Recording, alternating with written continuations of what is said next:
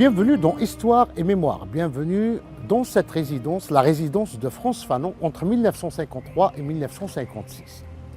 Frantz Fanon, quand il arrive en 1953 ici à Blida, va révolutionner la pratique psychiatrique dans cet hôpital qui s'appelait à l'époque Hôpital Joinville. Aujourd'hui, il porte le nom de Frantz Fanon.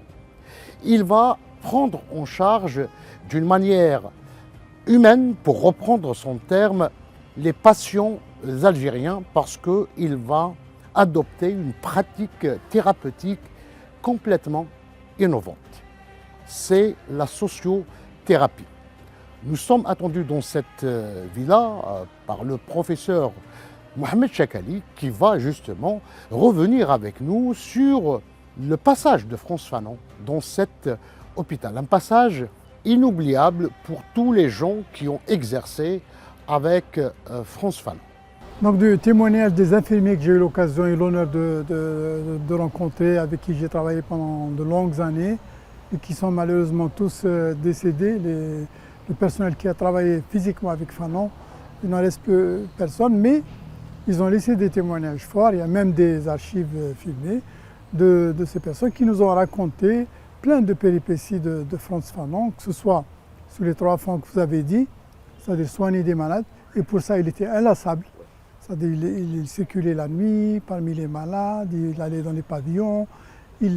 Donc ce front-là, le front de l'occupant, parce que dans cet hôpital il y avait une ségrégation. Les malades, comme il disait, indigènes étaient dans certains pavillons de seconde zone, et les malades européens étaient dans d'autres pavillons. Donc à l'intérieur il y avait une ségrégation. Fanon a aussi, c'est ce que m'ont dit les anciens, milité pour qu'il y avait une chapelle dans cet hôpital. Il n'a pas trouvé normal qu'il n'y ait pas de mosquée. Donc il a milité pour que la mosquée qui existe toujours jusqu'à maintenant a été fondée grâce à l'œuvre de Fanon. Il a aussi essayé de configurer l'hôpital à la mode culturelle algérienne. Donc il a mis un café mort, il a construit un stade avec les infirmiers, et certains infirmiers qui ont construit le stade, qui ont constitué la première équipe de l'hôpital, ont témoigné de ça. Il a recruté Abdelrahman Aziz pour faire de l'ergothérapie, ce qui était tout à fait nouveau dans cet hôpital, et pour commencer ce qu'on appelle les thérapies institutionnelles, qui étaient assez nouvelles. Et il faut dire aussi qu'il était sur le flanc, même dans son domaine de la santé mentale, il était en confrontation avec l'école d'Alger, qui est à 50 km d'ici, et qui est une sombre école, qui était fondée sur le fait que l'Algérien était différent de l'Européen, qu'il lui manquait quelque chose dans son cerveau, qu'il avait un cerveau reptilien, donc il n'avait pas accès, qui vivait de ses instincts et pas plus que ça. Ce qui était vécu à cette époque-là par les Algériens était tellement fort que ça ne pouvait pas ne pas impacter un esprit lumineux et super intelligent qui est celui de Fanon. Donc il a tout de suite compris tout et il a théorisé, pas pour les Algériens à ce moment-là, il a théorisé pour l'humanité. Et c'est pour ça que ses écrits restent valables pour toutes les sociétés, pour tous les temps, et on sent qu'il est très d'actualité aujourd'hui en 2025. Donc Abdelrahman Aziz a travaillé dans cet hôpital, recruté entre 53 et 56. Et il y a une salle des fêtes qui est toujours là, c'est une belle salle, c'est les salles de l'époque, avec des gradins en étage et puis un balcon. Donc c'est une très belle salle de l'époque. Donc cette salle était tout le temps sollicitée pour que plein d'activités qui étaient organisées avec les malades. Il a fait plein de choses, il a fait aussi, il a édité le journal du malade. Docteur Brahim Tirishin. Donc il y a des internes de l'époque. Jérônimi était son interne aussi, qui est un grand maître de neurologie après l'indépendance. Alice Cherki, donc Azoulay, donc tout ça, ce sont des internes de Fanon et qui lui ont pratiquement voué toute la loyauté pour leur majorité et qui ont continué. Et puis plus que ça, pendant les 3 années où il est resté ici, il a influé même les autres médecins dans les autres pavillons européens. Donc ses collègues, par honnêteté, ont vu que cette thérapie institutionnelle apportait quelque chose, que les malades étaient moins agités, qu'ils étaient plus accessibles, qu'ils ont commencé à lui ressembler. Et s'il était resté plus que 3 ans, je pense qu'il aurait modifié complètement cet hôpital. Des témoignages des infirmiers aussi, d'abord pour eux-mêmes. Beaucoup d'infirmiers ont pris le maquis et il y en a plein qui sont tombés dans le champ d'honneur. Et la liste est là, elle est affichée. On a plus de 20 martyrs qui sont tombés de cet hôpital. En plus des infirmiers, il y a eu des médecins qui ont été mobilisés pour la Révolution. Et on peut citer, selon les témoignages, de Télichin Ibrahim, de Asla Ismail, et d'autres. Donc, mais les médecins les plus connus, c'est ceux-là. Il faut imaginer la période 1953-56, c'est-à-dire l'époque où médecin c'était quelque chose. Mais médecins, Fanon l'a fait, mais des jeunes l'ont suivi aussi, des plus jeunes que lui l'ont suivi. Et ça a été une espèce d'éveil dans le monde médical, limité.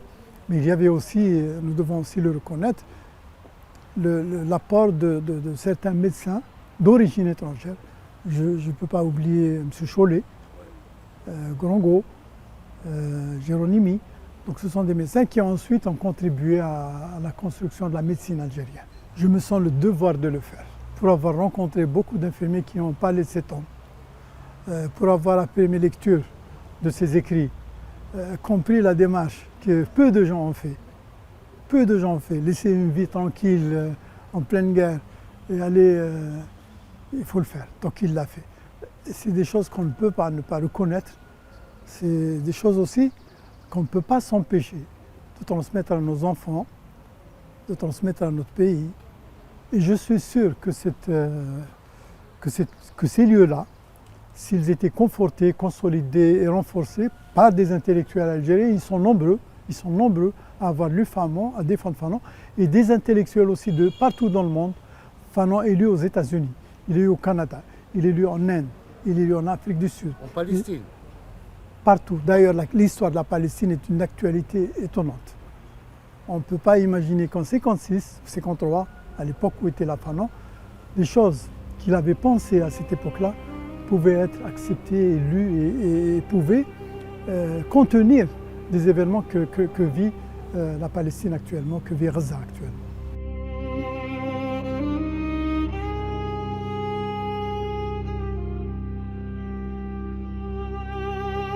En 1956, Frantz Fanon quitte cette résidence, il quitte Blida et il quitte l'Algérie. Il dépose sa lettre de démission de médecin-chef à l'hôpital psychiatrique de Blida pour rejoindre les rangs de l'armée de libération nationale, du Front de libération nationale à Tunis. La lettre de démission de Frantz Fanon qu'il avait adressée au ministre résident Robert Lacoste en 1956 constitue un véritable réquisitoire contre le système colonial et contre les pratiques infamantes de l'armée française en Algérie. Frantz Fanon, à partir de 1956, va devenir donc rédacteur au sein de l'organe officiel de la révolution algérienne, El Moudjahid, mais aussi il sera représentant du GPRA au niveau des capitales, de plusieurs capitales africaines. La pensée de Frantz Fanon va prendre également de l'épaisseur et il deviendra le théoricien de la révolution algérienne, de la révolution africaine et de la révolution du tiers-monde d'une manière générale. Sans plus tarder, je vous invite à nous suivre pour retrouver nos invités et revenir sur le parcours de Frantz Fanon. A tout de suite.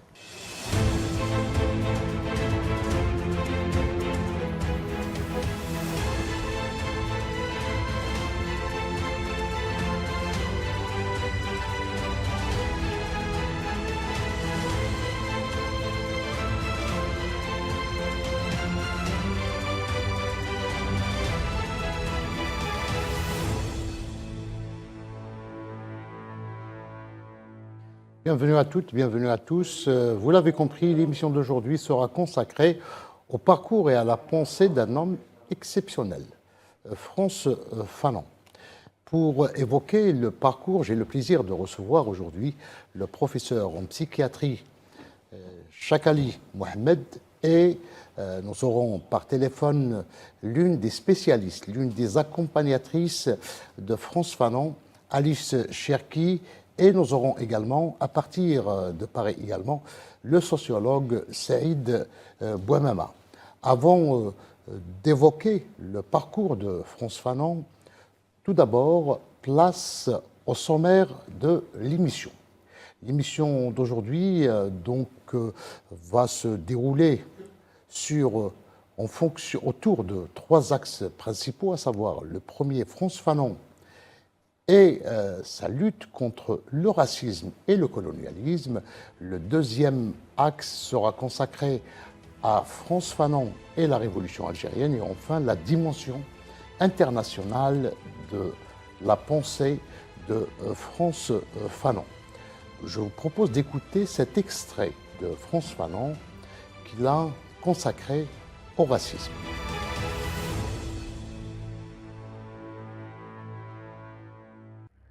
La doctrine de la hiérarchie culturelle n'est donc qu'une modalité de la hiérarchisation systématisée poursuivie de façon implacable. La théorie moderne de l'absence d'intégration corticale des peuples coloniaux en est le versant anatomo-physiologique. L'apparition du racisme n'est pas fondamentalement déterminante. Le racisme n'est pas un tout, mais l'élément le plus visible, le plus quotidien, pour tout dire à certains moments le plus grossier d'une structure donnée. Étudier les rapports du racisme et de la culture, c'est se poser la question de leur action réciproque.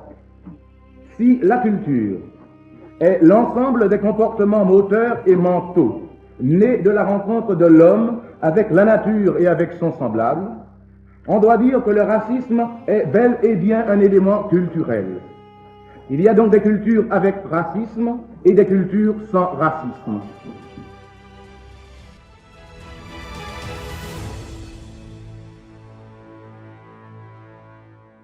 Donc c'était là un extrait d'une conférence de Frantz Fanon qu'il a consacrée au racisme.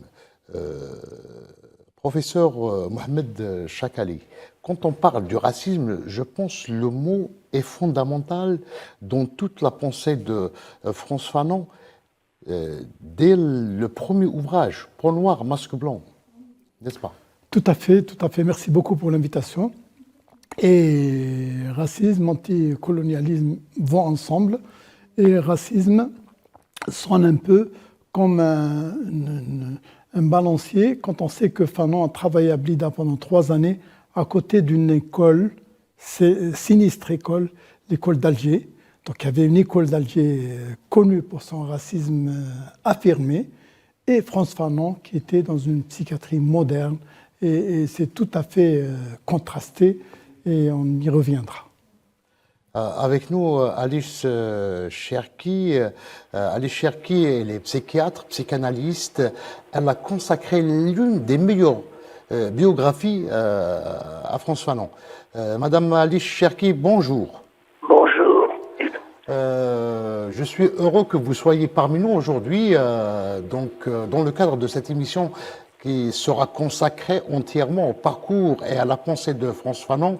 Vous l'avez connu, vous avez milité également avec lui, vous avez partagé pratiquement le même idéal, n'est-ce pas? Écoutez, oui, j'ai effectivement travaillé avec Frantz Fanon à Blida, de 55 à fin 56, puisque fin 56, Fanon a été expulsé, et nous-mêmes, j'étais avec quelqu'un qui était Charles Géronimi, dont il faut aussi rappeler le nom. Oui. Et, nous sommes partis clandestinement à Paris de l'hôpital. On l'a bien fait parce que ça a été un ravage terrible après. Et après quelques temps, à Paris, nous avons rejoint la Tunisie, comme beaucoup, comme Pierre Fenet, nous avons retrouvé Fanon, avec qui nous avons travaillé. Donc, nous étions devenus très amis en plus. Alors, on dit qu'il a révolutionné la pratique thérapeutique psychiatrique à l'hôpital de Blida. Est-ce que vous pouvez nous dire en quoi il avait révolutionné cette pratique? Vous voulez dire sur la pratique rapport aux patients, Oui. il y avait déjà fait avec Tostéiès, qui était le pratiquant de la psychothérapie institutionnelle, l'inventeur. Et ça consiste à faire des ateliers, à faire des rencontres entre infirmiers, patients, médecins, etc. Mais Fanon, au début, a appliqué la théorie qu'il avait enseignée, qui était ce qui intéressait les patients européens en France. Mais comme je lui ai dit en plaisantant quelque temps plus tard, proposer des ateliers de vannerie à des hommes indigènes musulmans venant de la montagne, ça peut pas marcher. C'est qu'un travail exclusivement réservé aux femmes.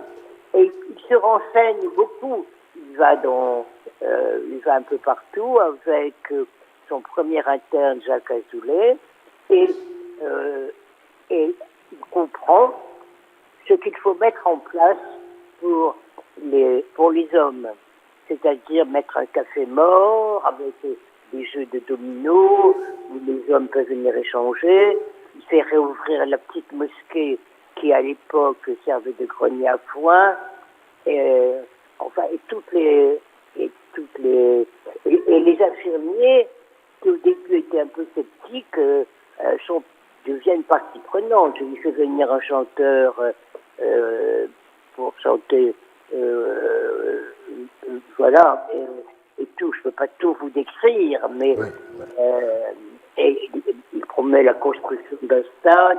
Enfin, si vous voulez, il fait un travail quasiment révolutionnaire sur le plan de... il s'oppose aux lobectomies, enfin. Et c'est là que un contact est pris par les trois rares personnes qui avaient déjà dit Peau noir et masque blanc, comme Salah Louancy et Pierre Chollet, qui prennent contact avec lui pour que, à partir de l'hôpital psychiatrique, on puisse aider les gens de la Ouyaya 4. Et là, il y a tout un travail clandestin qui se fait pour accueillir la nuit soit les blessés, soit les hommes qui sont en danger. Voilà. Et il invente même un service dit d'hôpital de jour, mais qui, en fait, sert à accueillir les clandestins. En gros, c'était un travail, si vous voulez, Fanon en Algérie, ça j'y pense juste maintenant. Fanon en Algérie a vraiment, alors qu'il l'avait déjà pressenti à Lyon, quand il avait créé le syndrome nord-africain, avec les ouvriers paumés qui avaient ce que les Européens appelaient la cool shit, c'est-à-dire mal partis. En fait, il avait très bien compris que c'était des hommes jetés comme ça, sans lien avec leur famille restée en Algérie, et qui étaient au fond sans passé, comme je l'ai écrit, sans passé et sans avenir, qui étaient là comme absolument, sans même avoir le droit de parler, pour aller aussi loin que ça. Voilà ce que je peux vous répondre au sujet. Alors, une autre question, Ali Cherki, elle concerne l'apport de Fanon à la révolution algérienne et l'apport de la révolution algérienne à la pensée de Fanon. Vous l'avez bien donc expliqué dans votre livre et dans vos conférences consacrées au parcours de Frantz Fanon. Dès que Fanon est arrivé en Tunisie, d'une part, avec les Tunisiens, peut-être que vous ne savez pas ces choses un peu anciennes, oui. Mais la Tunisie venait d'avoir son indépendance et ont accueilli le Front de Libération Nationale, il y a eu la création de Al-Moujahid, mais nous les Algériens, on avait comme contrat de donner la moitié de notre temps aux Tunisiens et l'autre moitié à nos activités algériennes. Fanon, bon, je ne vais pas vous raconter tous les épisodes qu'on a eus avec la Manouba, mais a créé un hôpital de jour qui était le premier, même en France, on n'en avait pas encore, et dans lequel on recevait tout le monde, aussi bien les Tunisiens que les Algériens, et il a aussi donné des cours à l'université, et il a fait partie de l'équipe d'El Moujahid. Voilà. Et les articles étaient écrits, mais chacun écrivait des articles, mais c'était publié de façon anonyme. C'était pas un tel qui signait. C'était l'ensemble de l'équipe de Moujahid. Et Fanon, puisque j'ai eu l'occasion d'être un peu la petite main de ce côté-là aussi, n'écrivait jamais, il dictait. Il marchait en long, en large, et il dictait. Et on écrivait sous sa dictée. Voilà, que ce soit aussi bien pour le livre que pour les articles de Moujahid. Après, il a été nommé, si vous voulez, il est parti en Afrique, mais beaucoup de temps après, parce que il y a eu beaucoup d'épisodes où il a failli être assassiné au Maroc, à Rome, enfin bon, finalement il était obligé de voyager. Il a découvert, et d'une certaine façon, il a découvert l'Afrique noire, que ce soit à partir du Ghana, etc. Et il a été nommé par le gouvernement algérien de l'époque, ambassadeur. Il y avait les Ouzdik aussi, ça ne faut pas les oublier, hein, aussi bien Boualem que son frère Omar, qui était très lié, et qui est aussi... je le dis parce que on oublie souvent aussi le lien qu'il y avait entre Omar Ouzdik et Frantz Fanon. Ils ont fait beaucoup de choses ensemble en Afrique. Enfin, c'était des amis de cœur et de travail, en gros. Alors, une dernière question, Ali Cherki. La pensée de Frantz Fanon aujourd'hui? Ah, bonne question, mais qui demande du temps de réflexion. La pensée de Frantz, si vous voulez, d'ailleurs, c'est vrai, je me permets de dire que dans le livre de poche, quand on a réédité mon livre en édition de poche, j'avais accepté à condition de pouvoir ajouter 1 ou 2 paragraphes. Et j'ai écrit Fanon aujourd'hui. Et j'ai été obligé récemment de relire ce truc. Et il avait, je veux dire que tout ce qu'il avait craint et tout ce qu'il avait essayé de mettre en place, aujourd'hui est d'une actualité incroyable, si vous voulez. Par exemple, et c'est pour ça que ça m'ennuie qu'il y ait des gens qui veulent dévier sa pensée. Parce que Fanon, c'était la libération, si vous voulez. Il n'était pas pour la violence. Il a expliqué, c'est pas pour rien qu'il était psychiatre, il a expliqué ce que c'était que la violence du colonisateur, mais comment ça se faisait après pour celui qui recevait cette violence. C'était d'abord une libération, l'impression de ne plus exister, après la montée de la violence. Mais Fanon a toujours dit qu'il n'avait pas de haine. Et il avait aussi écrit, et ça j'y tiens beaucoup, qu'une fois le statut colonial séparé, les deux civilisations pourront parler ensemble pour un nouvel avenir. C'est-à-dire que, si vous voulez, c'est pour ça que moi, les mouvements identitaires d'aujourd'hui qui récupèrent Fanon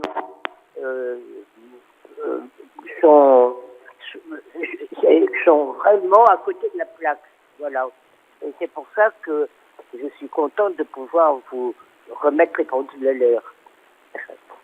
Voilà, je tiens à vous remercier vivement, Madame Alice Cherki. Je rappelle que vous êtes psychiatre, psychanalyste, et vous avez consacré l'un des meilleurs livres donc, biographiques à Frantz Fanon. Merci. J'ai écrit autre chose aussi, hein. Ah oui, plusieurs conférences, plusieurs articles également, évidemment. Évidemment. Et puis deux livres, dont un sur les descendants. Oui. Voilà, donc c'est un peu, disons un peu dans la lignée de Fanon. Voilà. Encore une fois, merci. Donc c'était Alice Cherki, professeur Mohamed Chakali, qui a évoqué le passage de Frantz Fanon à Blida. Que reste-t-il donc de ce passage à Blida aujourd'hui? Vous avez rencontré des gens qui l'ont... Absolument. Je tiens d'abord à remercier Ali Cherki pour son témoignage qui est très très fort et un peu à manifester la même réaction pour avoir fréquenté des infirmiers, des agents qui ont travaillé avec Frantz Fanon dès son arrivée à Blida. Donc j'ai rencontré par exemple les infirmiers qui ont construit le stade à Blida dans le sens de ce que disait Mme Cherki, de l'intérêt qu'il a porté à la psychothérapie institutionnelle, qui a été inventée par Toscaïès, où il a fait ses armes juste avant de venir en Algérie, Frantz Fanon. Donc Fanon ne pouvait pas mieux tomber à cette période, à cause de quatre éléments.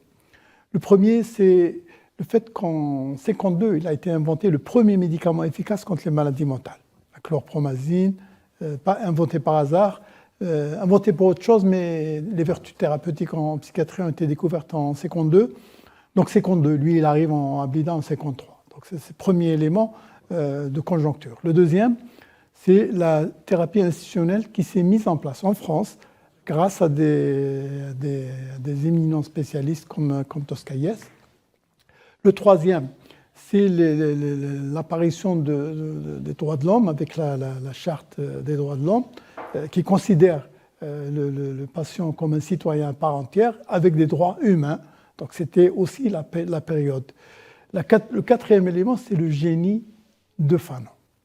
Fanon, il a vécu une très courte vie, 36 ans, mais en très peu de temps, il a fait des choses que peu de gens ont pu faire. Donc c'était un visionnaire au sens plein du terme.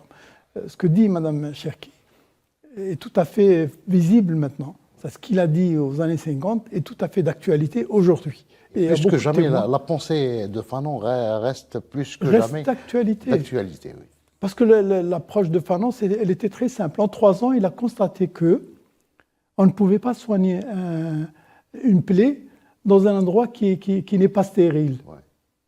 On ne peut pas soigner un malade d'une souffrance mentale alors qu'il est sous domination coloniale. Il a compris qu'il fallait commencer par lutter contre le colonialisme, libérer le citoyen, libérer le malade et ensuite s'occuper de sa maladie. Ça sera justement la thématique que nous allons aborder dans la deuxième partie de cette émission. Je vous donne rendez-vous tout de suite.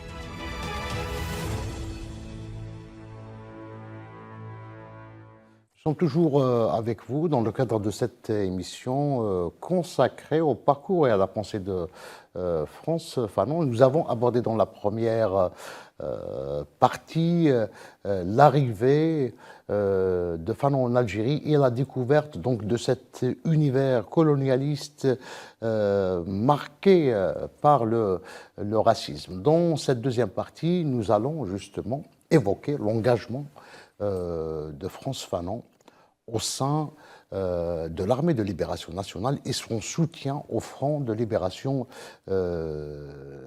nationale. Donc l'arrivée, professeur Chakali, de Frantz Fanon à Blida sera marquée par ses contacts, donc dès 1954, disent certains, c'est-à-dire dès le déclenchement de la guerre de libération, avec les combattants de l'ALN.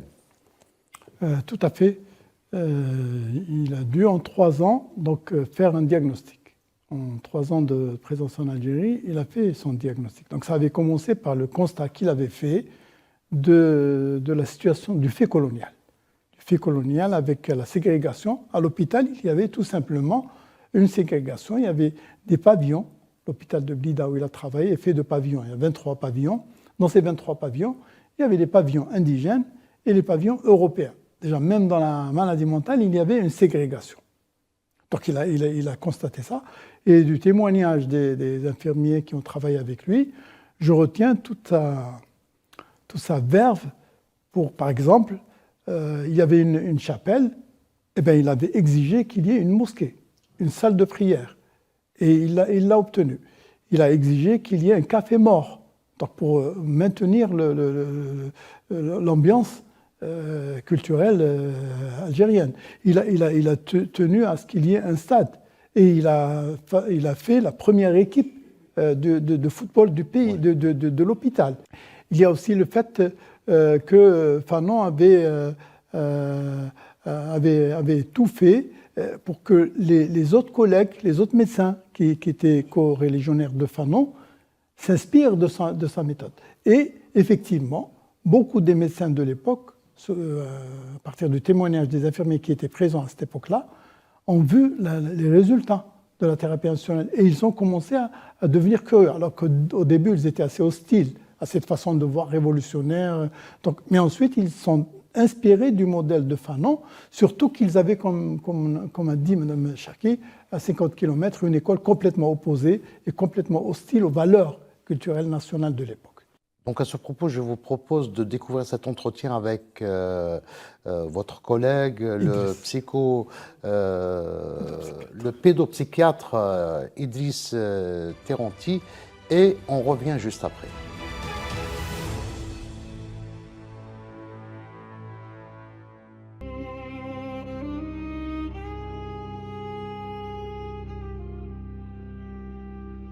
Il a commencé à connaître les Algériens avant de venir en France. Il a rencontré des ouvriers algériens en France, il les a soignés et il a compris qu'une partie de leur souffrance ou plainte à l'époque était liée à leurs conditions d'ouvriers exilés et aussi de colonisés.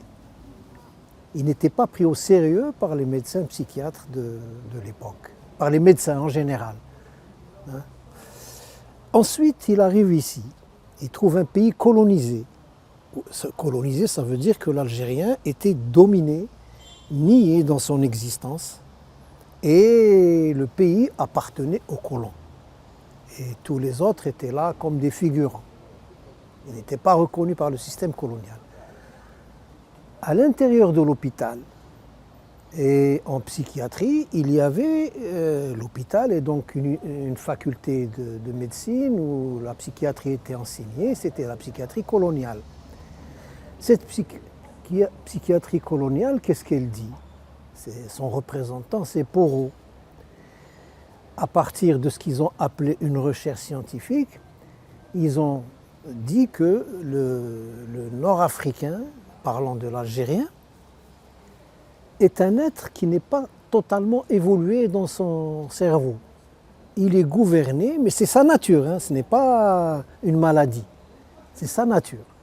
Il est gouverné par les parties les moins évoluées du cerveau. Donc il est à mi-chemin entre, disons, l'humain et l'animal. Voilà, c'est l'état achevé de développement. Voilà.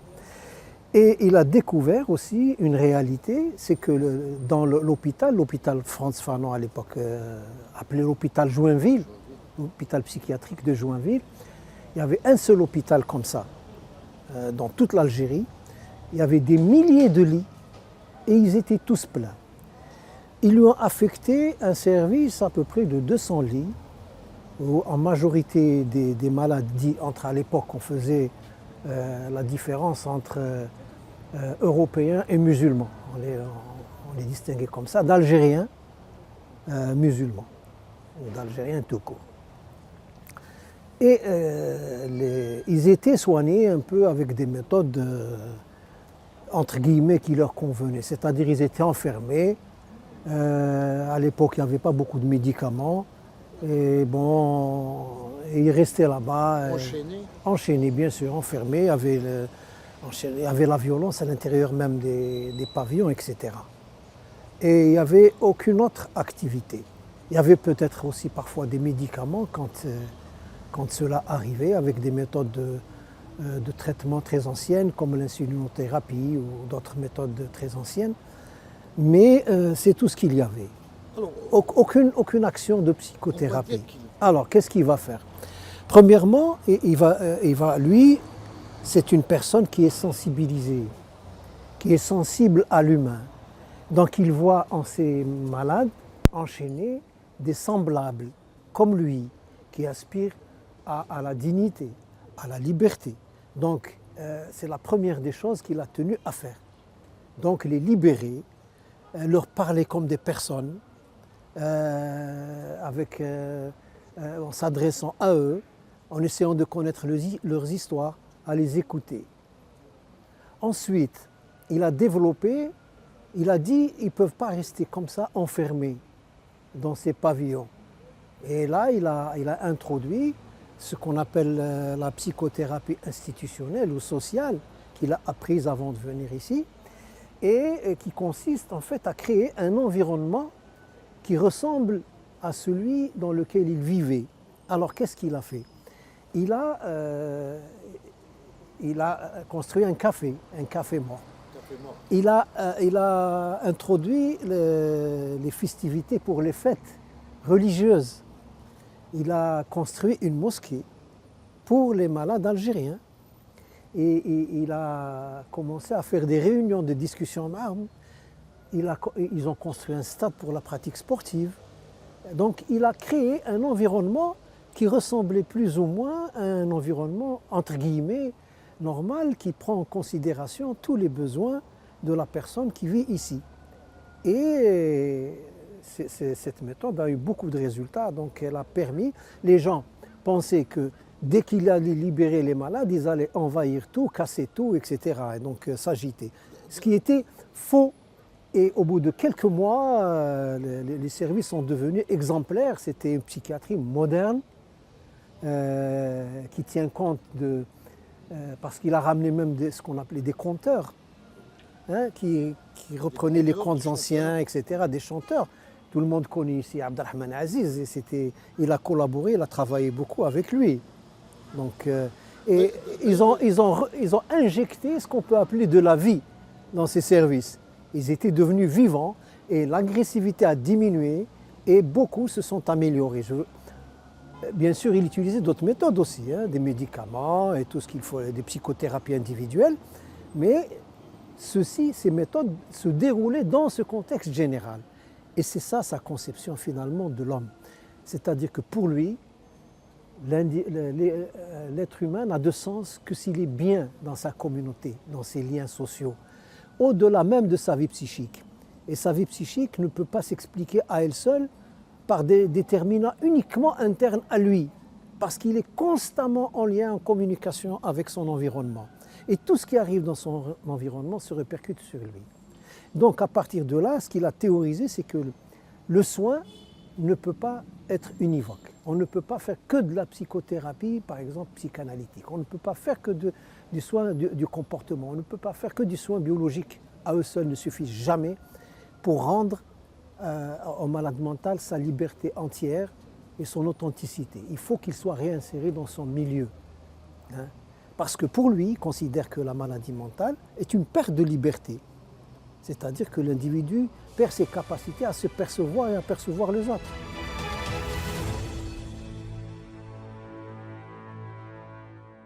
C'était là donc le professeur Idriss Tiranti qui a évoqué comment Fanon a révolutionné la psychiatrie à l'hôpital de Blida. Son passage à Blida, professeur Chakali, était déterminant pour la suite de son parcours, n'est-ce pas? Tout à fait. parce que c'était un militant sur deux niveaux. C'était un militant de la cause nationale et c'était aussi un militant de la cause du malade à l'universel. C'est-à-dire qu'il était dans le parcours des soins en santé mentale. Donc ça a aussi été. Donc son parcours, il a continué sur le front révolutionnaire en rejoignant le Front de libération nationale à Tunis. Et son autre parcours, c'est ce qu'il a laissé comme legs à tous ses collègues de l'époque et à nous aussi, même aujourd'hui, en termes de vision tout à fait nouvelle, un éclairage nouveau sur la santé mentale en général. Et c'est pour ça que je dis, ça reste tout à fait d'actualité, ce qui se passe un peu partout dans le monde, est tout à fait significatif. Et les écrits de Fanon, et la pensée de Fanon, restent tout à fait d'actualité et reste un éclairage qui, à mon avis, continuera. Et c'est un chemin qui continue. Donc son parcours, il a été marqué par son passage à Blida, mais il a continué à sa manière son militantisme pour la cause nationale, c'est-à-dire qu'il en a fait une priorité même s'il est resté médecin, même à Tunis, il a continué à soigner des malades, il a ouvert un service à Tunis, à Charles Nicolle, il a ouvert un hôpital de jour, donc il a continué sur les deux fronts. C'est incroyable comment un homme pareil ait pu faire autant de choses en si peu de temps. Nous allons aborder en troisième partie la dimension donc, de la pensée de Fanon, la dimension internationale, la dimension universelle de sa pensée, après une courte pause, et je vous retrouve juste après.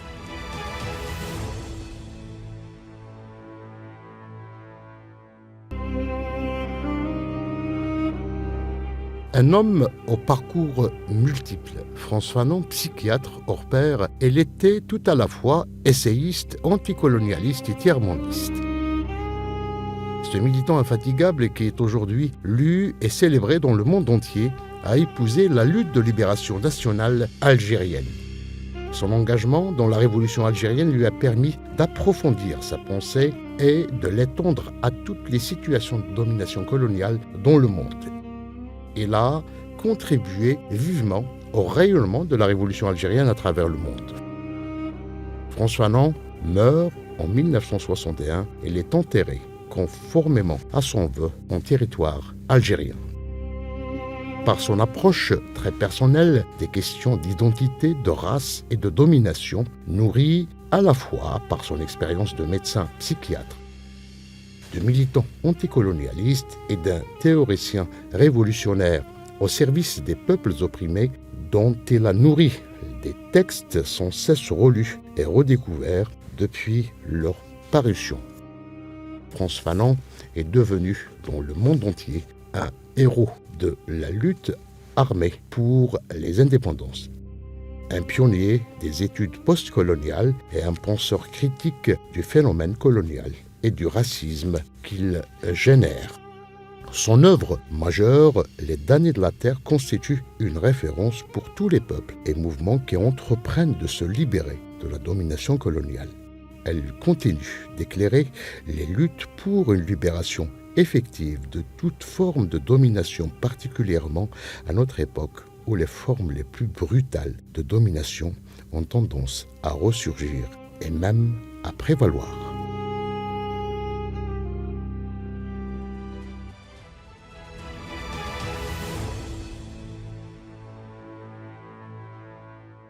Ensemble, dans le cadre de cette émission consacrée à François Fanon, à son parcours et à sa pensée, nous avons avec nous pour évoquer cette troisième partie, la dimension internationale et universelle de la pensée de François Fanon, le sociologue Saïd Bouamama. Saïd Bouamama, bonjour.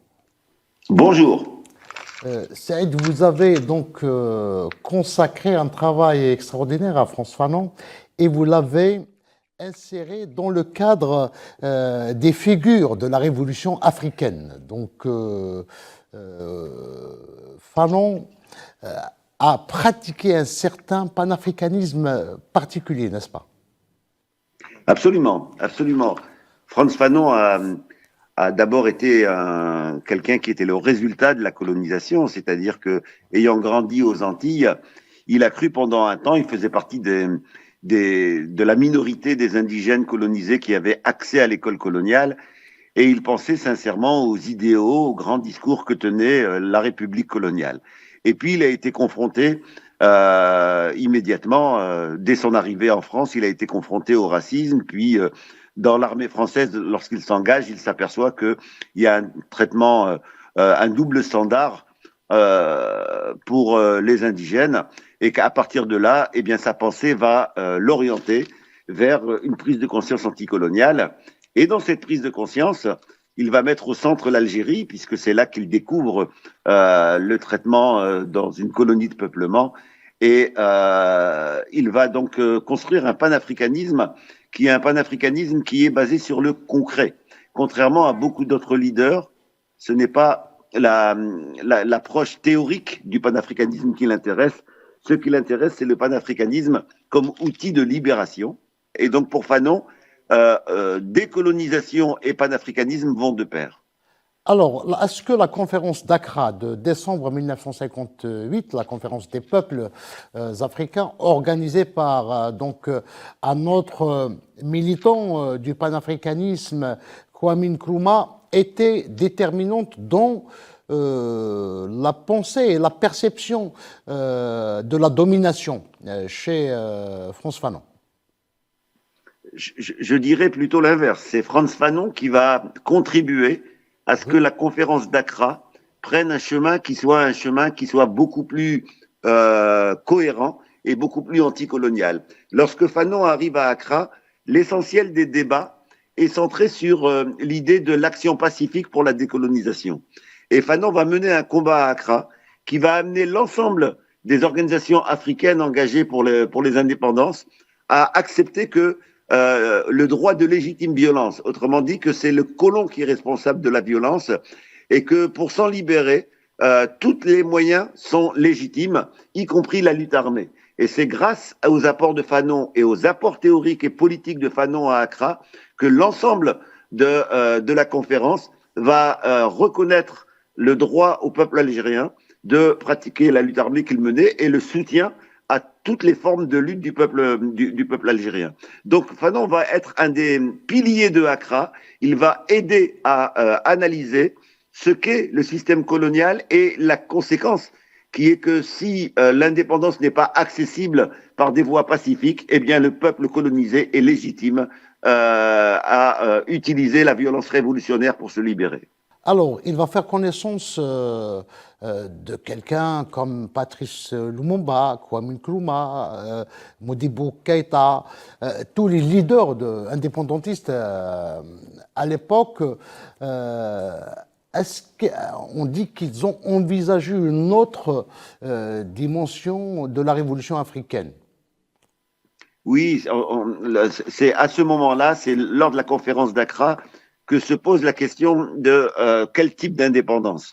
Et on a un certain nombre de leaders qui sont propulsés, mis en avant par le colonisateur dans l'idée d'une fausse décolonisation et en réalité de la mise en place d'un néocolonialisme. Et on va avoir une autre partie qui sont ceux que vous avez cités, donc qui vont eux construire l'idée de nation indépendante, y compris sur le plan économique. Ça va être donc la théorisation du néocolonialisme, de ce piège que tendait l'ancienne puissance coloniale pour remplacer la colonisation directe par un nouveau type de colonialisme de type économique et de dépendance.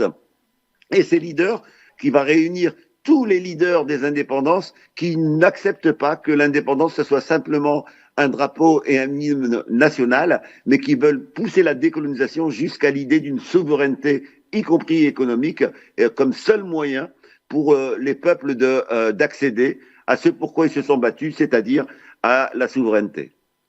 En ce qui concerne maintenant la pensée de Fanon aujourd'hui, nous savons qu'il est lu, adulé par certains, critiqué et attaqué par d'autres. Fanon, du moins sa pensée, ne cesse pas de créer des polémiques. Et c'est là, Saïd. Oui, elle crée des polémiques et c'est aussi parce que notre monde voit revenir des démons qui l'on croyait définitivement partis. On a de nouveau aujourd'hui, dans un certain nombre de grands pays industriels, des discours quasiment sur la recolonisation. On voit revenir des thèses qui étaient des thèses qu'on pensait disparues sur la hiérarchisation, cette fois-ci non pas biologique, mais civilisationnelle. Il y aurait des civilisations qui seraient mieux à même de porter le progrès que d'autres. Et donc, c'est complètement logique que les différentes hypothèses de celui qui a le plus pensé la colonisation reviennent sur le devant de la scène. Soit pour le dénigrer, en l'accusant d'être un partisan de la violence, alors qu'en réalité, il n'a fait qu'expliquer pourquoi des hommes opprimés en arrivaient à certains moments, parce qu'aucun autre moyen n'était disponible, à utiliser la violence pour se libérer d'une autre violence. Mais on le voit revenir aussi dans tous les espoirs de ceux qui se mettent en mouvement, de ceux qui tentent de se libérer. On le voit dans les camps de réfugiés en Palestine, Fanon est étudié. On le voit dans l'ensemble des endroits où des peuples relèvent la tête, Fanon est étudié. On l'a revu dans les mouvements des Noirs états-uniens. On le revoit dans l'immigration ici lors des luttes antiracistes. Bref, les analyses de Fanon redonnent du sens et de la théorie à ceux qui veulent comprendre de manière systémique une oppression. La grande force de Fanon, c'est d'avoir expliqué que la colonisation n'était pas le résultat d'une méchanceté, mais d'une logique économique, d'une logique de domination. Et quand on a compris cela, eh bien, du coup, on se sent moins faible par rapport à l'ampleur du travail qu'il y a à mener. Et donc, aujourd'hui, oui, on a à la fois des critiques de Fanon, mais qui sont des critiques qui sont toujours les mêmes, qui prennent les conséquences et qui ne regardent jamais les causes.